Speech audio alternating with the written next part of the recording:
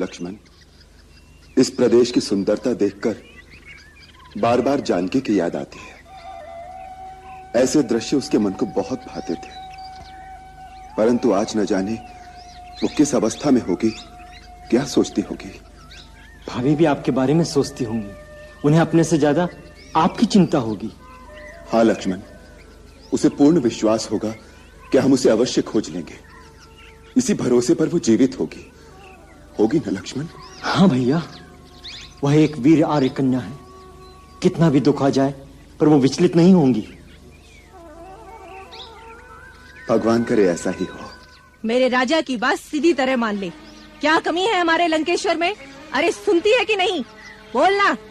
तू महाराजा धीराज रावण की बात मान ले, नहीं तो मार मार के तेरे टुकड़े टुकड़े कर दूंगी, समझी? बोल, मानेगी कि नहीं मानेगी? अरे कुछ तो बोल। ये ऐसे नहीं मानेगी, इसे माया से डराओ। मायावती, तुम इसे अपनी माया से भ्रमित कर दो। देखो मैं इसे किस प्रकार से सीधे रास्ते पर लाती हूँ। हमारे लंकेश्वर की बात मान ले, नहीं तो मार मार के टुकड़े टुकड़े कर दूंगी, समझी? क्यों स्वयं अपनी शत्रु बन रही हो? नादानी छोड़ो, महाराज धीराज रावण की शरण में आ जाओ, तुम्हें हर प्रकार का सुख मिलेगा। ऐसा वैभव, ऐसा सुख तीनों लोकों में किसी स्त्री को नहीं मिला होगा जो तुम्हें मिलेगा। द्वार पर आए हुए भाग्य को ठोकर मत मारो रानी। अभागी, मान जा, नहीं तो हम ऐसे भयानक पशु तेरे ऊपर छोड़ेंगे जो तेरी पोटी पोटी नोच डालेंगे। अब देख क्या गति होती है तेरी।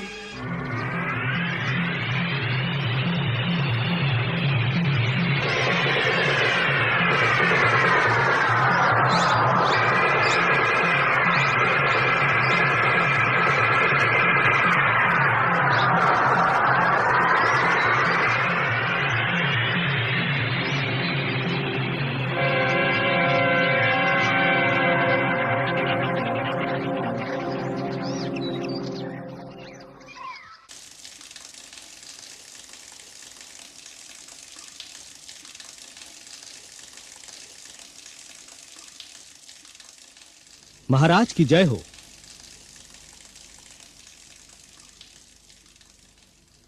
महाराज, हमारा ये गुप्तचर समाचार लाया है।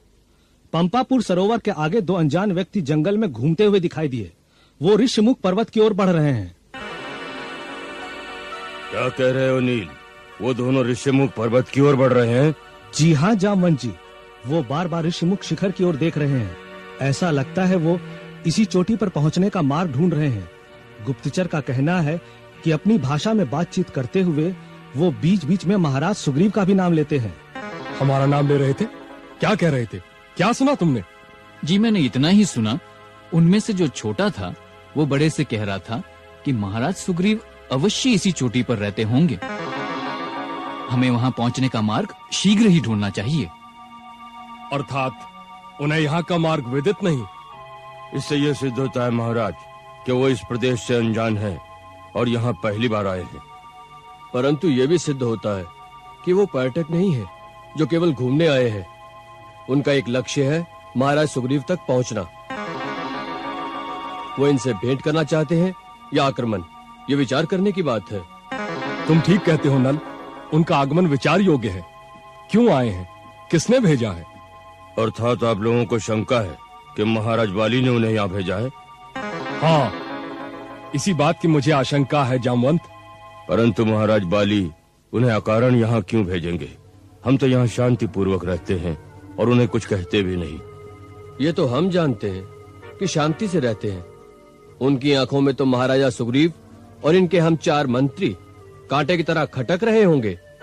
वो जानते हैं कि जिस राजा का राज छिन जाए वो जब तक जीवित रहेगा पुनः अपने राज्य को पाने के लिए तड़पता रहेगा, और जब उसके मुख्य मंत्री साथ हैं वो अवश्य षड्यंत्र कर रहे होंगे।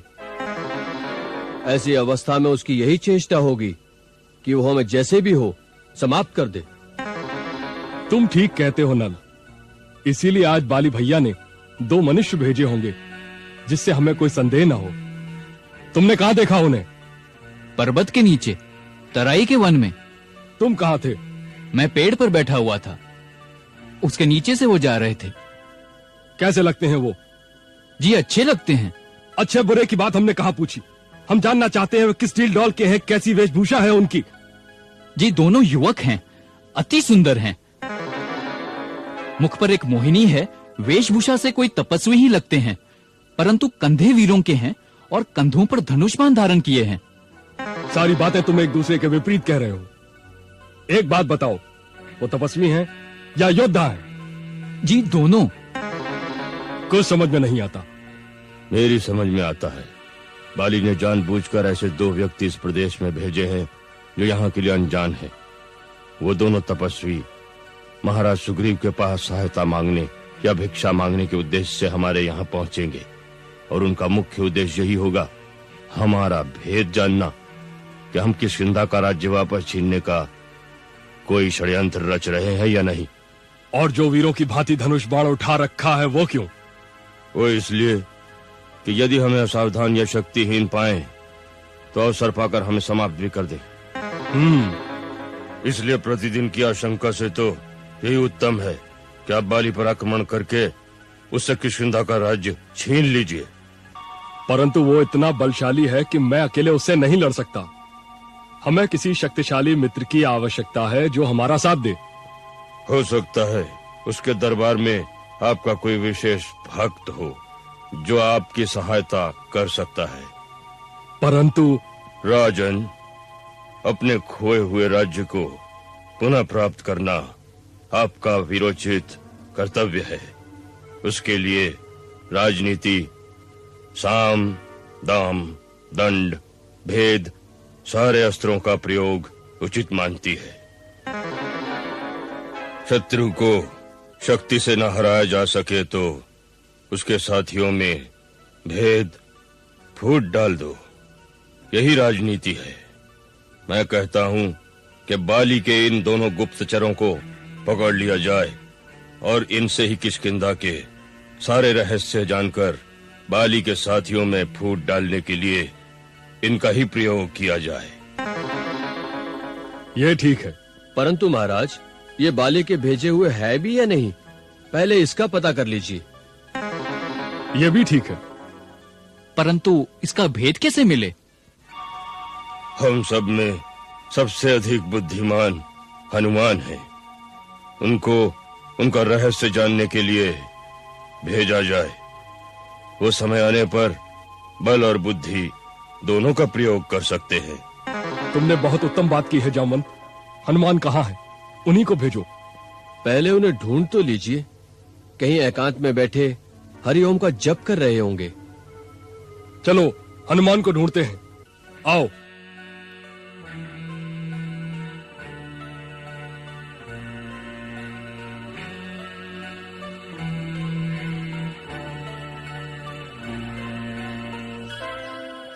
हनुमान, हनुमान, हनुमान, हनुमान।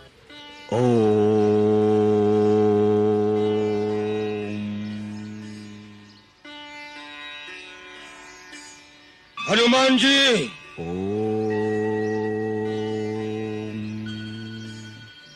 हनुमान जी,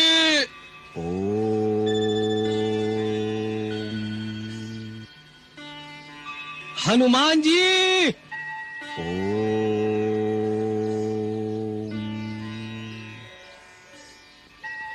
हनुमान,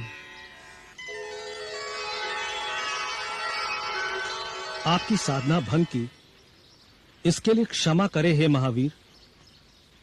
महाराज सुग्रीव ने आपको किसी आवश्यक कार्यवश बुलवाया है। महाराज सुग्रीव ने बुलाया है? जी, हम स्वयं ही आ गए। महाराज, प्रणाम महाराज। सुखी रहो। आपने क्यों कष्ट किया? आपके लिए एक बहुत ही महत्वपूर्ण कार्य निश्चित किया गया है। विलंब करना हानिकारक होगा। ऐसा कौन सा काम आन पड़ा है? हनुमंत, ऋषिमुख पर्वत के नीचे तराई के वन में दो जन मनुष्य रूप में घूम रहे हैं। तपस्वी वेश और वीरों का बाना है। कुछ संदेह होता है कि बाली के भेजे हुए गुप्तचर हैं। हम पांचों को अवसर पाकर समाप्त करने के लिए आए हैं। तुम हम सब में बलवान हो, इसलिए तुम जाकर उन्हें पकड़ लो और हमारे सामने लाओ। फिर हम बाली के विरुद्ध उनका प्रयोग करेंगे। केवल संदेह में पकड़ लूं, ये कहां की बुद्धिमानी है? वे शत्रु हैं या मित्र, इसका निश्चय तो कर लेना चाहिए। इसका निश्चय भी तुम ही कर सकते हो। जामवन ठीक कहते हैं कि तुम बल और बुद्धि में हम सब से बढ़कर बलवान हो। तुम कोई छद्म रूप धारण करके उनके पास जाओ और पता करो वह कौन है, किस अभिप्राय से आए हैं। जैसा अवसर देखो, बुद्धि अथवा बल का प्रयोग करके तुम उनको अपने अधिकार में करो। यदि वह तुम्हारे बस से बाहर हो या कोई भय देखो तुम, हमें गुप्त संकेत कर देना। हम उसी समय ऋषिमुख पर्वत की गुफा को त्याग कर किसी सुरक्षित स्थान पर भागेंगे। महाराज, आपके सेवक के होते हुए आपको भागना पड़े तो हनुमान के जीवन का क्या लाभ? आप निश्चिंत रहें। यदि वो शत्रु पक्ष के हैं, जो भी हैं, देव, असुर, किन्नर, गंधर्व अथवा मनुष्य, मेरे जीते जी वो आपको कोई भी हानि नहीं पहुंचा सकते। मुझे आज्ञा दीजिए महाराज।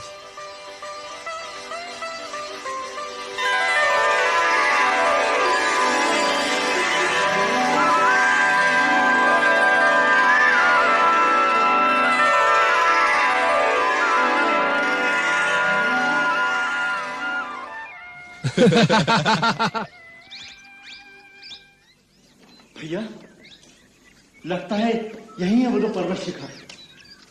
परंतु पहले किस पर जाएं? आगे का मार्ग बहुत दुर्गम दिखता है।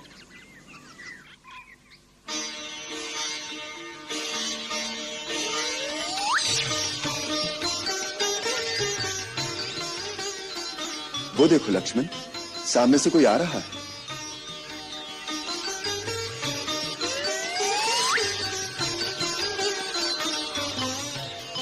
देखने में कोई सज्जन विप्र जान पड़ते हैं। आओ इन्हीं से मार्ग पूछें। भैया, मुझे तो ये कोई वेद पाठी पंडित ही लगते हैं, परंतु दुर्गम निर्जन स्थल में ये किस अभिप्राय से आए होंगे? तनिक सावधानी से बात करना भैया, मुझे तो ये असली नहीं दिखाई देते। वन में आने के बाद तुम बहुत शंकालु स्वभाव के हो गए हो लक्ष्मण। अनुभव ही कुछ ऐसे हो रहे हैं भैया। देखिए, वो पंडित महाशय हमारी ओर ही चले आ रहे हैं। प्रणाम विप्रश्रेष्ठ। प्रणाम पंडित महाशय। कल्याणमस्तु, कल्याणमस्तु। आप कुछ पथ भ्रांत पथिक जान पड़ रहे हैं। हे ब्राह्मण देवता, आपका अनुमान सत्य है। हम ऋषिमुख पर्वत पर जाने का मार्ग ढूंढ रहे हैं। मम अनुमानम सत्यम अस्ति, मम अनुमानम सत्यम अस्ति। क्या आप हमें बताने की कृपा करेंगे कि ऋषिमुख पर्वत के शिखर पर जाने का मार्ग कौन सा है? किम प्रयोजनम, किम प्रयोजनम। इमा नदी शुभ जलाम शोभयंतो तरस्विनो प्रभ्याम पर्वतेन्द्रो सवयु यौरन भाषित। श्रीमंतो रूप संपन्नो वृषभ श्रेष्ठ विक्रमो। एवं मां परिभाषतम कस्माद वै नाभि भाषता। हे विप्रश्रेष्ठ, चतुराई के साथ शिष्टाचार युक्त अपने सुमधुर संस्कृत संभाषण द्वारा आप जिस प्रकार हमारे विषय में जानने को जिज्ञासु हो उठे हैं, उससे हम भी विचार में पड़ गए हैं। क्या आप वास्तव में वही हैं जो दिखाई दे रहे हैं? अर्थात ये कि हमारे छोटे से प्रश्न का उत्तर न देकर केवल हमारा भेद जानना चाहते हैं। महानुभाव, आप अपने रास्ते चले जाइए। जब हम यहाँ तक पहुंच ही गए हैं तो ऋषिमुख पर्वत के शिखर तक भी पहुंच ही जाएंगे। रोषम करोति दोषम। तरुण तपस्वी, रोष त्याग कर केवल इतना बता दें, ऋषिमुख पर्वत पर किसके पास जाना है? वर्षों व्यतीत हो गए, इस पथ पर किसी का आगमन नहीं हुआ। आप क्यों लालायित हैं वहां जाने को? हमारे प्रश्न के उत्तर में एक और प्रश्न।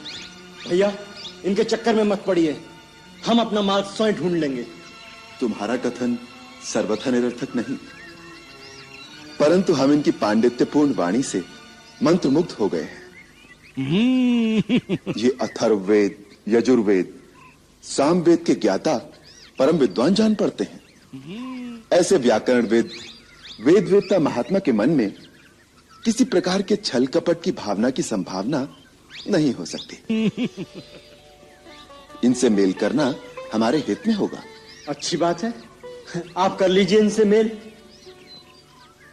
बात यह है ब्राह्मण देवता, हमें निर्देश प्राप्त हुआ है कि महाबली सुग्रीव ऋषिमुख पर्वत पर वास करते हैं, हमें उनसे मिलना चाहिए।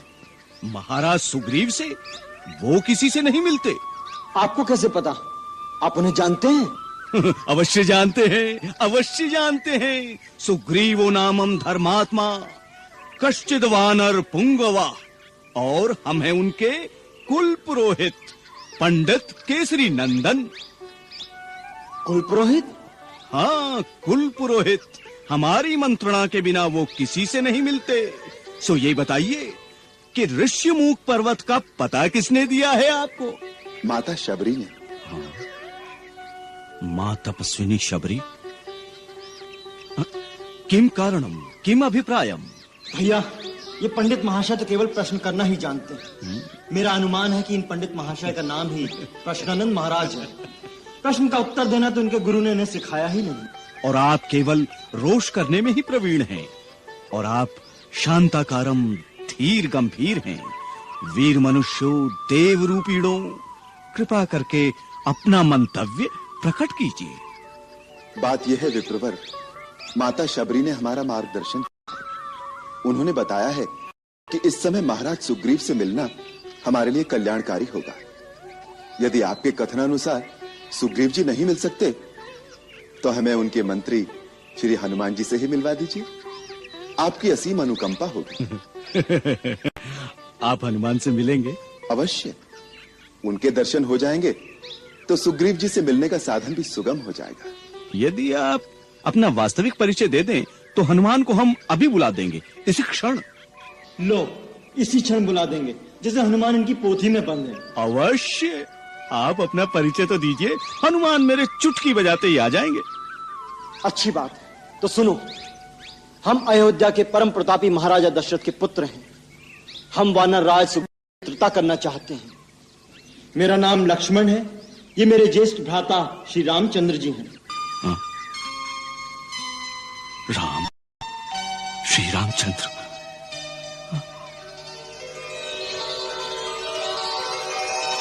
आप स्वयं? हाँ भाई, स्वयं श्री राम यही हैं। अब बजाओ चुप, बुलाओ हनुमान को।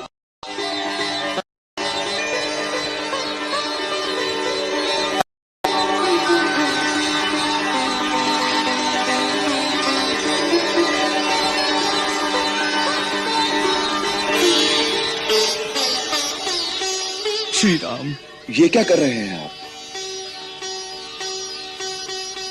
ये उचित नहीं। एक तो हम आपके द्वार पर कुछ मांगने आए हैं, दूसरे आप ब्राह्मण के रूप में हैं, महाराज सुग्रीव के कुल पुरोहित। तीनों प्रकार से आप तो पूजनीय हैं विप्रवर। फिर आप मेरे चरण क्यों छू रहे हैं? मुझे पाप लगेगा। स्वामी के चरण छूना पाप नहीं होता प्रभु। परंतु मैं आपका स्वामी नहीं हूं। आपके स्वामी तो महाराज सुग्रीव हैं। स्वामी का मित्र भी स्वामी ही होता है प्रभु, इसलिए आप मेरे स्वामी हैं, वंदनीय हैं। आपने सेवक को उठाकर अपने गले से लगा लिया, यह आपकी महानता है। ऐसे दयालु स्वामी के लिए तो सेवक को प्राण भी निछावर कर देना चाहिए। इतनी मीठी मीठी बातें कर रहे हैं पंडित महाशय, परंतु अभी तक अपनी पहचान नहीं होने दी। यही कुशल गुप्तचर की निशानी है। लक्ष्मण भैया, अब गुप्त क्या रह गया है? सारे भ्रम दूर हो गए। केवल मन में इतना सा खेद रह गया है। मैं तो जड़मती वानर ठहरा, प्रभु को पहचानने में देर हो गई, किंतु श्री राम तो सर्वज्ञ हैं। इन्होंने अपने अनादि भक्त हनुमान को पहचानने में इतनी देर क्यों कर दी? हनुमान? तुम हनुमान हो? हाँ भैया, मैं ही चिर सेवक वही हनुमान हूं।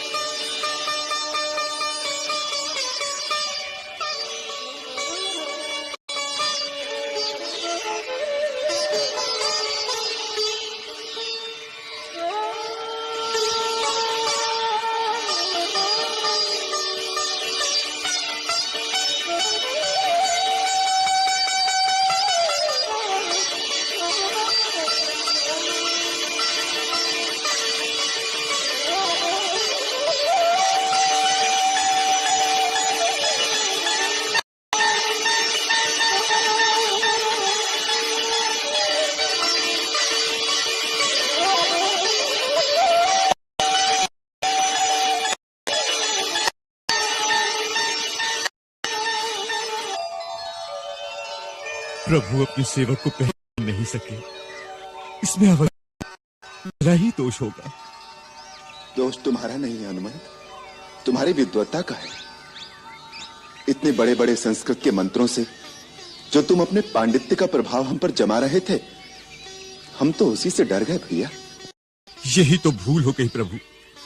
जहां भक्त ने प्रभु के सामने अपने ज्ञान और पांडित्य का प्रदर्शन किया, वहीं प्रभु उस पर हंसते हैं कि जाओ अब तुम अपने ज्ञान द्वारा मुझ तक पहुंचो। भगवान इस भूल के लिए क्षमा कर दे प्रभु, क्षमा कर दे। नहीं हनुमान, तुमसे तो भी कभी भूल नहीं हो सकती। तुम तो मुझे लक्ष्मण और भरत के समान ही प्रिय हो।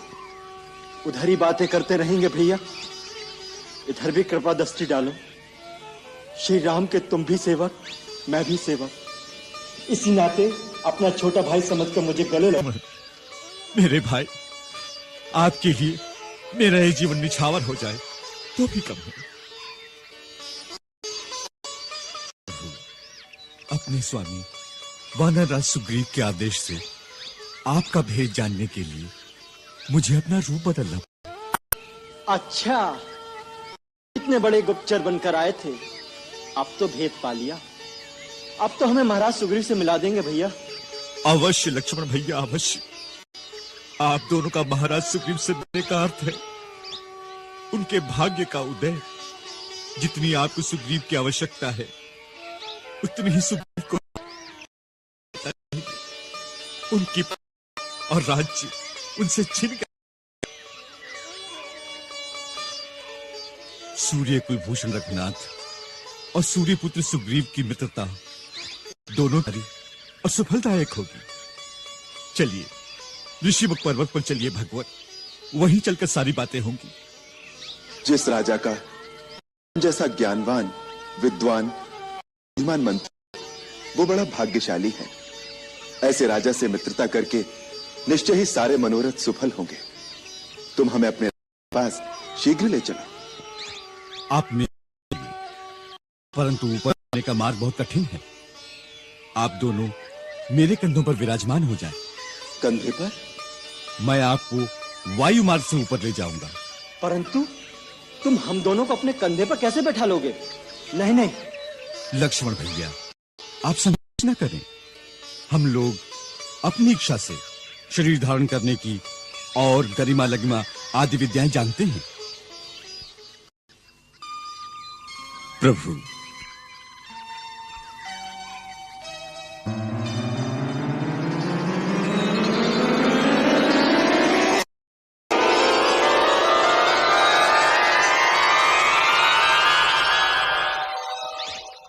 दुर्गम पर्वत मार्ग पे निज सेवक के संग आए स्वामी। भक्त के कांधे पे आन विराजिए, भक्त का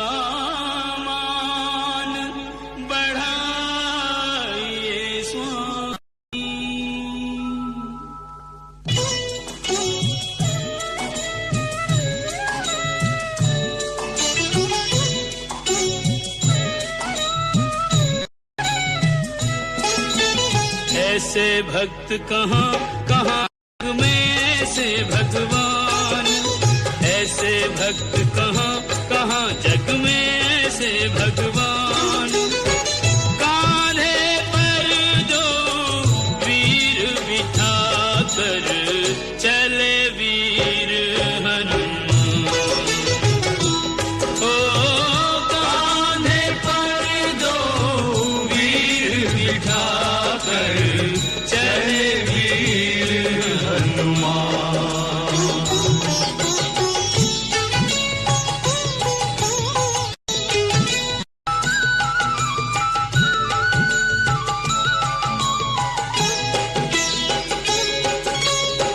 राम पयोदधि हनुमत हंसा, अति प्रसन्न सुनी नाथ प्रशंसा। निश दिन रहते अधिक पिखवारे।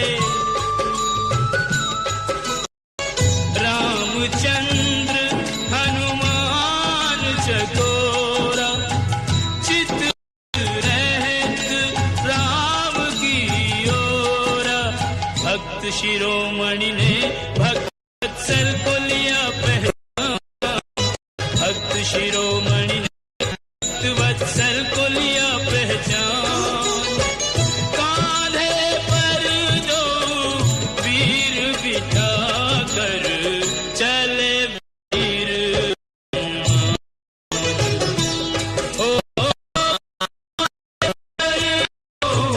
वीर बिठा कर चले वीर।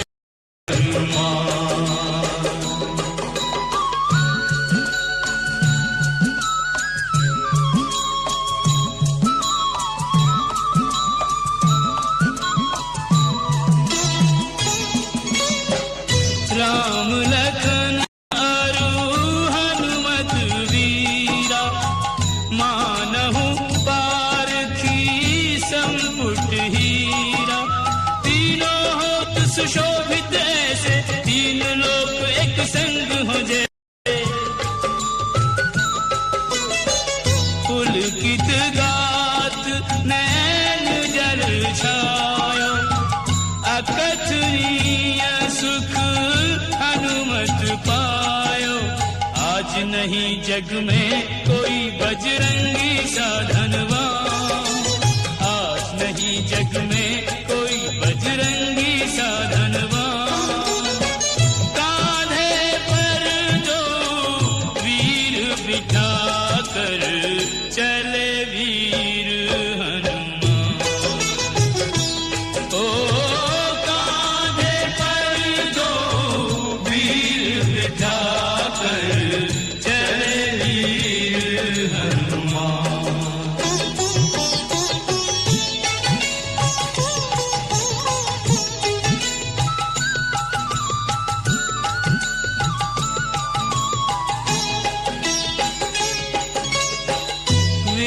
विद्यावान गुणी अति चातुर, राम काज करिवे को आतुर।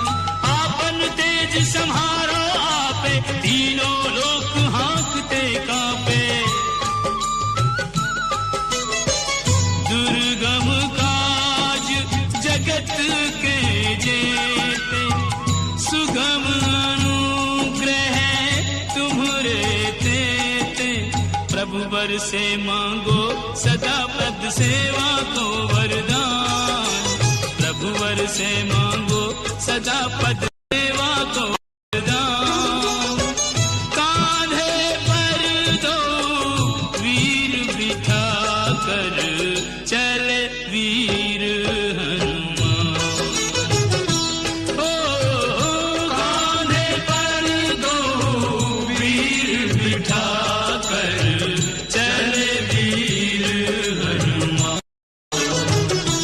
ओ कांधे पर दो वीर बिठा कर चले वीर हनुमान।